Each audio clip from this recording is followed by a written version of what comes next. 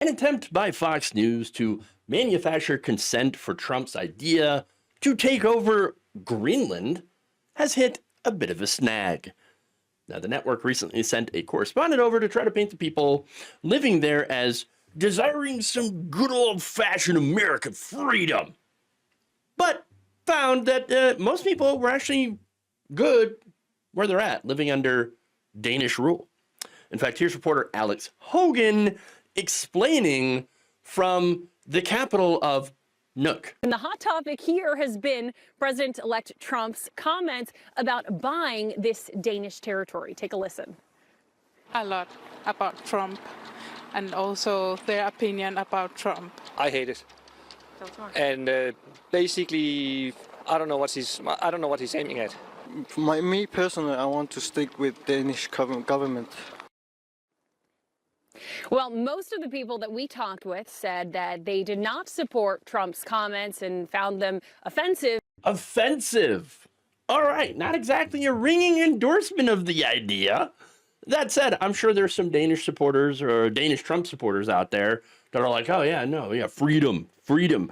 For example, Jørgen Bosen, who was kitted out with Trump merchandise for some reason. Okay. He supports the idea. Still, even though there's a few here and there, well, the idea doesn't exactly seem popular with most of the people living there. Okay, but Jeff, you understand, Don Jr., he went to Greenland last week, and he found that the majority, they wanted to become American. No, funny thing about that, right? So a lot like Trump's escalator thing, okay, if you remember that, way back in, 2015, when he came down that escalator, well, it turns out that just like that, Don Jr.'s trip was a bit staged. Don Jr. had posed for photos with people wearing MAGA hats. Well, it turns out that Trump's team had actually handed out those hats, and some of the people who were in those photos, according to Denmark's national radio station DR, were actually homeless people that, you know, that were enticed to go and pose for those photos. I think there were some reports where Don Jr. had bought them lunch. Yeah. So, I mean, that free lunch and then a free hat. All right, sure, whatever. I'll be in your photo op. But that's all it was. In fact, Pipaluk Lynch, I don't know if I said their name right. They're an MP from Greenland's largest party. Chair of the Parliamentary Foreign and Security Policy Committee talked to Politico about this and said, quote, no journalists were allowed to interview him. Speaking of Don Jr. It was all staged to make it seem like we, the Greenlandic people, were MAGA and love to be part of the USA. Turns out, nope, not so much. Yeah. We have to keep our country gay. We have to keep our country great, but gay. Yes, I agree with that message. But all right. But you know, Greenland. I mean, there's obviously a lot of parliamentary folks in Greenland that are like, yeah, let's keep Greenland for Greenlanders instead of making it part of the United States. A little bit of nationalism there, which, again, it's strange to see that nationalism. And then, of course, Trump, who ran on a bunch of nationalist themes. So I just think it's funny. Now he's trying to expand the American empire into Mexico, into Canada, into Greenland, Panama. Real strange stuff. All right. Real strange stuff. Now, getting back to one of the people that was, other people that was pro-MAGA, that's Timmy Zeeb, who happens to be a convicted smuggler, sentenced to 4 years in prison after a 2019 drug bust. And no wonder he bonded very, very well with Donald Jr. Okay. Now, look, at the end of the day, this is a bit of a ridiculous idea and a distraction. Okay. Look, if Greenland wanted to become part of the United States, all right, then, yeah, okay, let's have some negotiation, right? But they clearly don't, despite what a single Patriot poll, that's right, that's been making its round on the right wing, despite what that claims, right? Because when you look at it, very, very small sample size, and their methodology and numbers are dubious at best. There is no national Greenlandic desire to become a territory or a state of the United States. I mean, if anybody wants to know how those areas are treated by the United States, just look at Puerto Rico. Specifically, look at what happened to Puerto Rico under former president, now president-elect Donald Trump. Okay. Yeah. One of the wettest we've ever seen from the standpoint of water. Yeah, that's what he was talking about, you know, helping Puerto Rico after their massive hurricane. Not being able to get supplies to them. You know that a lot of Puerto Rico's infrastructure, their power infrastructure, still not entirely 100% as of right now. So, and there's a lot of MAGA supporters who are like, Puerto Rico, that's a different country. No, it's not. It's actually a territory of the United States. But anyway, yeah. But you understand, we would probably treat them differently than the Greenlanders for one obvious reason. They're white. So, yeah. But anyway, as far as Greenland goes, what would be the point of buying Greenland anyway? I mean, we already have a military base there. So their whole, oh, it's for national security. It's the gateway to the United States. We got to protect them from China, Russia. But wait, this is the Atlantic. Okay. Wouldn't it be better to, focus on the Pacific then? I mean, you could. Sure. Okay. Whatever. Look, we have a military base in Greenland anyway, so what would be the point of invading? Because Donald Trump kept that on the table, taking over a country that is supposed to be our ally anyway. It doesn't make any sense. Oh, wait, I know why. This would be a distraction for the massive robbery that Trump and his friends are getting ready to pull on the American people. They are planning to rob us blind. Massive tax cuts for the rich and corporations, tariffs that are going to increase the prices of everyday products, looser regulation on business that will not only allow these corporations to continue to fleece us, but also to massively pollute land, water, air, and leaving the taxpayer to clean up after it. Yeah. To try to privatize programs like Medicare, Social Security, so they can give it to their rich friends. Yeah, weird. I don't see any reason why Trump wouldn't do any of these things, especially if he's able to line his pockets from it. I mean, he's not up for re-election again. He would be term limited out and doesn't give a damn about the Republican brand. In fact, the Republican brand kind of falls apart without him, which just goes to serve his ego even more, to feed it, I mean, he can say, I am the Republican Party now, and he would be right. He could survive without the Republicans, but could the Republicans survive without him? Only time will tell. Just like only time will tell if Trump actually does plan on going back on his word of being the anti-war candidate.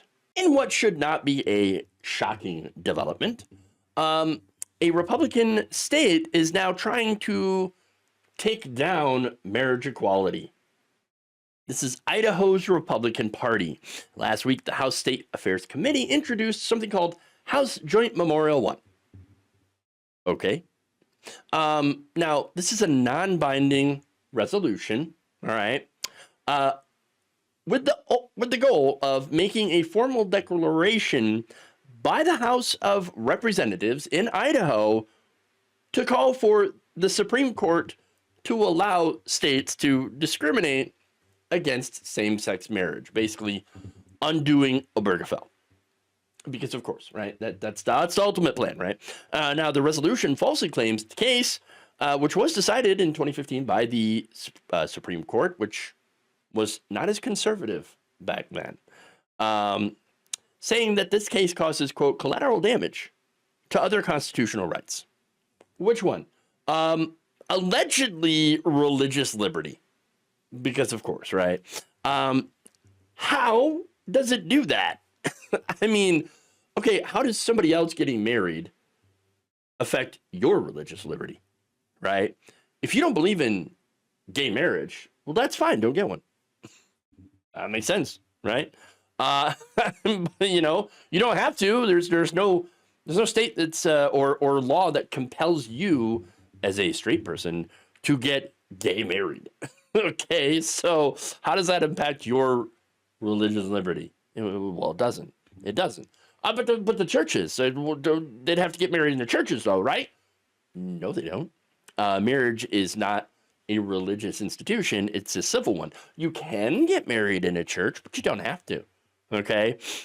So, and by the way, like, all right, even in a church, the preacher, the priest, whatever, will say, oh, by the power vested in me, by the state of such and such, right? I declare you husband and wife, or husband and husband, or wife and wife, whatever. The important thing about that is the power vested in me by the state. That means government. Okay, this is a civil contract between two consenting adults. And look, again, as I said, you can get married in the church, obviously, and have a religious ceremony, but you also have to sign the civil documentation, a government documentation that shows your union. Okay, so it can be recorded by the state. If you do not, then you're not technically married. Yes, even if you do it in a church, you're not technically married by the in the eyes of the United States government. So now the right wing loves to conflate marriage, right? Calling it only a religious institution, but it's not. And when you do conflate it, the right wing infringes on the religious freedoms of everyone who did not get married in a church. Okay, because they didn't have a religious ceremony in their marriage,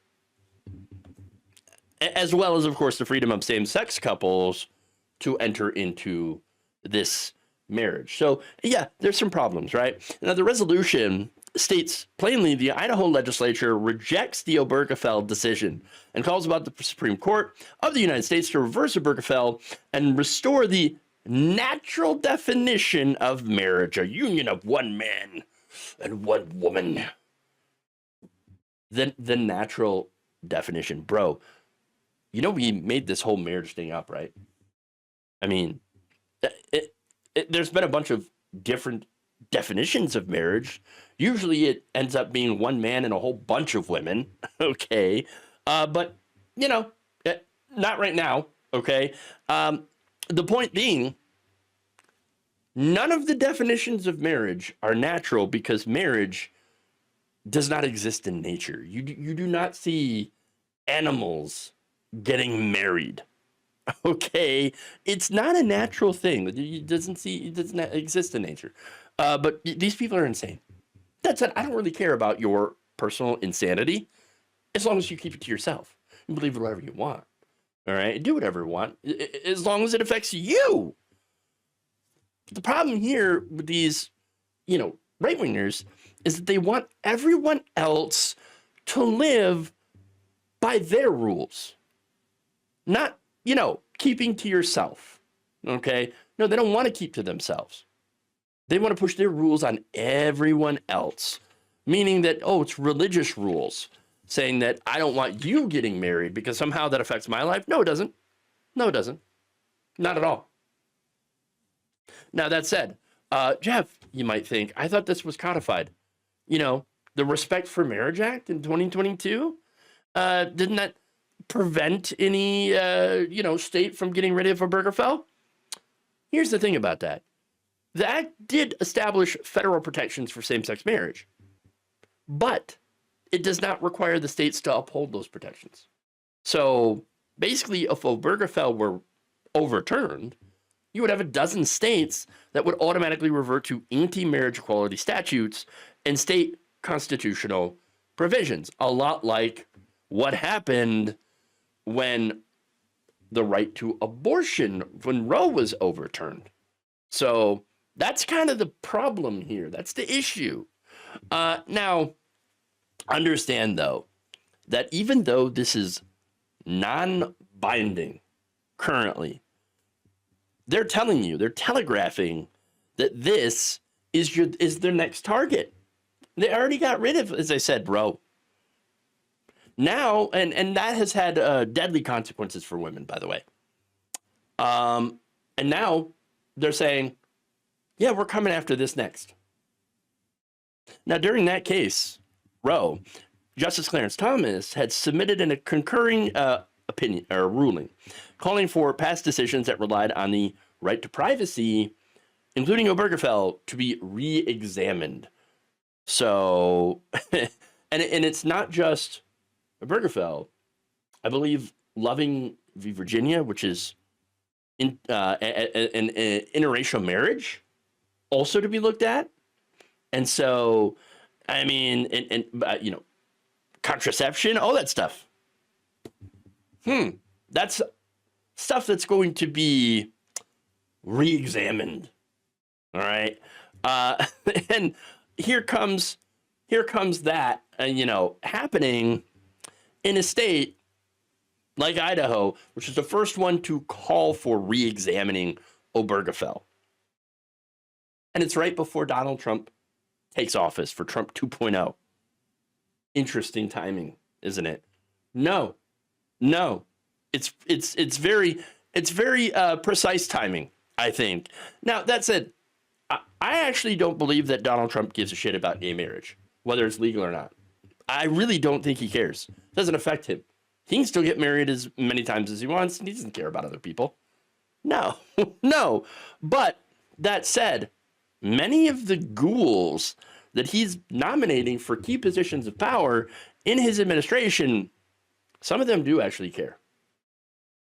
And that puts these and other civil rights in danger.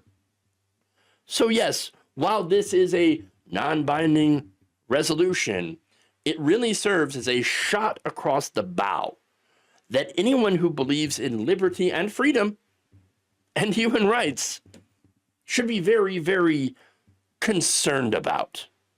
On Tuesday, a report from the Federal Trade Commission called out the middlemen that are hiking up the price of life-saving medications. These are drugs that treat cancer, AIDS, MS, and other very serious issues, right?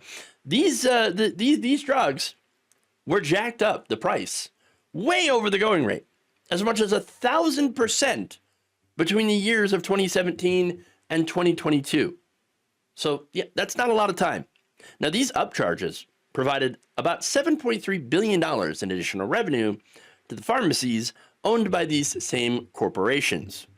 The middlemen, usually paid competitor pharmacies less for dispensing the same drugs, even at massive markups.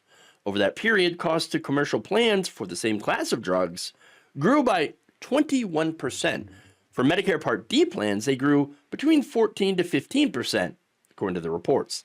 So now, this report was one of two current reports issued by the agency in an investigation of something called PBMs, which is Pharmacy Benefit Managers, okay? And the way these things work is quite the racket, all right? So now, one report issued last July said that these PBM practices appear to be raising prices and hurting patients because, well, obviously, these patients will have less access to these medications. So now the latest report looked at the prices of something called generic specialty drugs, which you would think, like, if they're generic, then they should be cheaper, right? Because name brand drugs always cost more. But in this case, since they are specialty drugs, these PBMs can actually charge more for them. Now, these specialty drugs, again, are used to treat complex conditions such as cancer. But they're not under patent, right? But these middlemen tend to control the pricing of these drugs. And so even though they are generic, the prices for them are marked up to a point where there's almost no difference between the pricing of the name brand and the generic. So that's a bit of a problem. In fact, according to Hannah Garden Monheat, the director of the FTC's Office on Policy Planning, the FTC have found that the big three PBMs are charging enormous markups on dozens of life-saving drugs. We also found that this problem is growing at an alarming rate, which means there is an urgent need for policymakers to address it. Will they? Odds are, no, they probably won't. And that's all has to do with these same companies that are represented by industry groups, okay? Like the Pharmaceutical Care Management Association. They were not exactly thrilled at this report from the FTC because they represent the middlemen. Companies like CVS, Caremark, Optum Rx, and Express Scripts. These are the PBMs, okay? These health conglomerates, by the way, also own the insurers, the pharmacies, and even providers, such as doctors' offices. So they really own all this stuff. And so, as the middlemen, these PBMs can set the prices. Now, they negotiate prices with the drug makers. They can create their own pharmacy networks. They can determine reimbursements and reconcile claims. And so with all of that power, well, I mean, that's not good for the consumer, right? Now, they work on behalf of insurers, including ones owned by the same corporations, their parent corporation. And together, the three big PBMs control access to nearly 80% of all insured patients. They have essentially what is a monopoly. There is so much power and very, very little transparency. Now, in their newest report, the FTC said that PBM's parent companies are using the fact that they have such a gigantic role in multiple phases of drug transactions. They're using it to advantage themselves. Truthout's report on this explains that the PBMs decide which drugs are covered and which will have the smallest copayments. So patients have a great incentive to buy whichever medicines the PBMs prefer, wherever the PBMs want people to buy them. So there's some anti-competitive practices there. As part of their vertical integration, the big PBMs each own something called a mail order specialty pharmacy. The big PBMs often require the patients to get expensive specialty drugs at their affiliated mail order pharmacies if they want to get the lowest copayment. So now that's important too, because they're often charging the government and insurance companies a huge amount of money. And of course, the insurance companies will also have a pretty large copayment for those medications. Now, you think that, but if everything's, vertically aligned and integrated, it would create more efficiency, right? So that people can get the drugs, at least they can get the drugs when they need it because it's all right there. But no, that's not what happens. An example of this is somebody named Elvin Weir, who back in 2018 talked to the Columbus Dispatch and told them about weeks-long waits to get his specialty cancer drugs from the mail-order specialty pharmacy he was forced by the PBM to use. What happened? Well, he died. He died because, they made him wait. They made him wait. Now, that said, regardless of whether the PBMs, affiliated mail order pharmacies provide better or worse care, because I guess it can vary. Like, for example, United Health, their PBM might not be so good like other parts of the company. Wouldn't be a shocker, right? But others might be more efficient. But regardless of any of that, when it comes to generic specialty drugs, these companies are able to rake in, these middlemen can rake in so much money for their parent corporation. According to the report, the big three PBMs generated an additional $1.4 billion by charging more for drugs than they paid the pharmacies that dispensed them. So there's your markup, okay? That markup, a lot of that cost gets absorbed by the taxpayer, by the government, right? But there's another group that's affected as well, and that is employers. Now, one of the arguments for single-payer healthcare, for example, that gets overlooked, that doesn't get talked about enough, is actually how much it would save employers. They wouldn't have to offer health plans, and they wouldn't have to, negotiate with these PBMs for what kind of drug coverage, right? And of course, they wouldn't have to pay out so much to these PBMs if one of their employees gets sick and needs access to these drugs. Okay. And so, yeah, single payer would actually save these companies money, because then you would have the government, which would have the power to negotiate drug prices with these giant companies. And of course, the government is going to want to get the best deal for the taxpayer. But of course, you have these industry groups that fight tooth and nail, okay, against single payer, and they bought off a lot of our politicians, which again will go and tell you lies about how this will make your insurance worse. No, it'll make your insurance better, and you won't have to pay a premium or a copay or anything like that. And it would just be taken from your taxes, 5% from your taxes versus 20% from your paycheck in premiums and copays and all this, deductibles, etc. Yeah, I think I know where the value is. Okay. And the value is in a single payer healthcare system, which is why Big Pharma is one of the biggest lobbying sources against single payer healthcare, and even against a public option, because, well, if the government has the ability to negotiate drug prices and actually has the power to do that, well, they're one of the biggest customers. Okay. For example, for Medicare, right? And Medicaid, things like that. One of the biggest customers. So that gives them a lot of power, a lot of leverage. All right. So yeah, that's one of the reasons that they fight so hard against this. But anyway, speaking of government's role, right?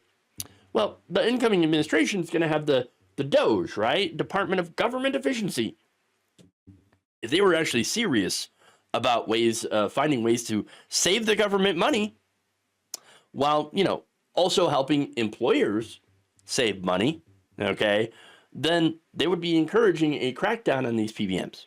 They would be in favor of what the FTC is supposed to do, which is break up monopolies, right? To foster actual competition. They would be advocating against allowing these middlemen to continuously upcharge the taxpayer for medications that they purchased at a much lower price. But of course, they won't. No. The Doge brothers, they're going to instead advocate for an increase in retirement age, okay, and the slashing of benefits. That's what they're going to do, while allowing these companies to get away with pretty much everything. At the end of the day, Elon Musk doesn't know a damn thing about running government. Barely even runs his own businesses. He's like paying people to power level his character in Path of Exile. or is it Path of Exile 2 and Diablo 4? So, like, yeah, I'm a gamer. So he doesn't do anything, really. He doesn't even play his own video games. What does he do all day? Cracks himself out on ketamine and goes on, posting binges on Twitter. That's really it. And doesn't care at all about protecting consumers. No, of course not. No, the only thing that Elon Musk is there to do is just to convince all of his tech bro followers to allow Wall Street and the government under Trump to cut their benefits and to privatize important programs like Social Security and Medicare. They ain't looking out for you. They're just looking out for themselves. It appears the CEO of Walgreens, Tim Wentworth, is admitting that, hey, maybe we made a bit of a mistake in locking up all of our inventory. Whoopsie. He said, quote, when you lock things up, you don't sell as many of them. He admitted that increased security measures have proven largely ineffective. Oh, you think? So now here's the thing. Walgreens is one of the companies, many companies, that enacted security measures after there was a bit of a spike in crime during the pandemic. Okay, so now this retail theft is often referred to by the industry as shrink, right? Which is an interesting term for it, right? But it encompasses things like retail theft, employee theft, not theft from the employee, which is wage theft, which a lot of these companies engage in and don't get caught, don't get punished. But no, they're focusing on like, oh, the flash mobs are coming in. This crime it's out of control. We got to do something about this. Well, let me show you the spike in crime. So this is larceny offenses per 100,000 people. It's from 1990 to 2022. Okay. And so, I mean, you can see back in the 90s, it was a lot higher. And you've had a steady decrease. Just crime just going right down. Look at that. Until we hit the pandemic. And then you see it went up. Now, in fact, in 2022, retailers on average said that shrink only affected about 1.6% of sales. Now, that is higher than other years, okay? But the same as 2020 and 2019. So you had these pandemic years where you had 1.6% of sales being affected by shrink, okay? Now, in other years, and this is why it's a little higher, the average actually hovered around 1.4% of shrink. But this is according to their own surveys, right?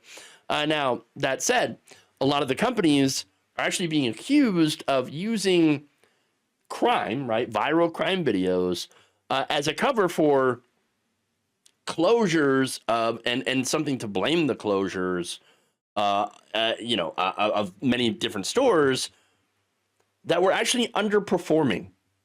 Okay, having lackluster financial results. Instead of blaming it on, their own mismanagement or whatever the factors are that are outside of crime, they just blamed it on shrink. Oh yeah, no, it's not the fact that we have really messed up on our management, really messed up on our business plan. No, it's all shrink. It's all shrink. That's why we had to shrink how many stores that we have. Right. Now, of course, if you're going to sit there and blame crime, which does happen, by the way, there is shrink. There are people that do steal. There have been the flash mobs, right? But if you're going to blame all that stuff, then people would expect you to have a response, right? And so that's what they did. They put in all these new security measures. But the problem there is that, oops, it turns out that's causing some problems with sales. Now, of course, they already knew that before. okay, before Wentworth had said what he had said. Back in January 2023, Walgreens finance chief at the time said, quote, "Maybe we cried too much last year over theft." That same person said shrink had declined and that the chain would scale back their anti-theft spending and would rely more on law enforcement than what they called largely ineffective security companies, you know, that are selling stuff like that to lock up your toothpaste. All right. Now, that said, that guy was replaced by someone who said, "Oh yeah, no, shrink. We got all sorts of shrink. It's a systemic problem. Look at all the shrink that's happening." Even though you don't really have the numbers to prove that we're having like epidemic levels of crime. Okay. Now, the former CEO was also replaced by Mr. Wentworth, who originally also was like, "Oh yeah, shrink. It's very real. It is an industry-wide problem." But now he's like, "Oh yeah, about that. Oops. Turns out that all of our anti-shrink, anti-theft measures, like locking up the toothpaste, is actually turning shoppers off. They're not happy about this."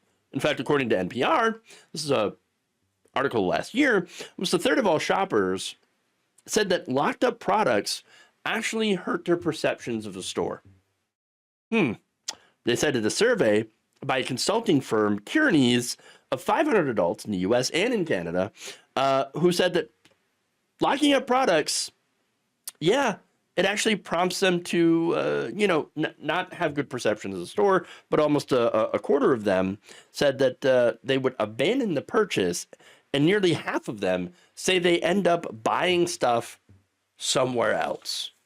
Another store, another place, that doesn't look like frickin' Fort Knox, that you don't have to go and get someone to unlock it to get a stick of deodorant. I know, crazy, right? It's funny though, just talking about all this, the crime and the overreaction by a lot of stores, and oh god, a lot of the news media. Not saying crime doesn't exist, but it's just overhyped and overblown. But here's what's funny though. It makes me think of the stores that are now getting rid of self-checkout. This is after, a lot of these stores were like, you better not raise the minimum wage. We're gonna just replace everybody with self-checkouts. Now these same places are like, we got to get rid of the self-checkouts. Why? Because some people have figured out how to steal using a self-checkout. But it's not just that, right? Yes, some people have figured out how to steal, and other places that have replaced a lot of their workers with these self-checkout machines, and then understaffed. I remember going to, a certain drugstore, right, that used to operate around here. And they had literally like one person in the entire freaking store. And they didn't have self-checkouts either. And so chronic understaffing, what do you think that does if there's no humans in the store? Some people are going to be like, ripe for the picking. And then you add the self-checkout in there. Oh, easy target. Okay, for some people. So it is really funny how that happens. And now, now they're like, oh, we got to stop locking up our products too. Because that was another thing that we did. Oopsie. There are so many whoopsie made by these companies and their massive overreaction to something that is, again, was a problem back in the 1990s, but has gone way down. And so here's the thing. Again, I got to keep saying this because there are some people out there that are going to say ridiculous things. Retail theft is real. It does actually happen. There's no one on the left that is arguing that there is no crime. You're all making it up. No, that's absurd. That's an absurd argument. No, we know crime is real. But the thing is that it gets oversold and overhyped. Look, the reality is that there are no massive, giant crime waves that are happening. There was a spike in 2019 as a result of the pandemic, of course. And we can all point to individual events that maybe we have seen, or we've seen viral videos online of, flash mobs coming in.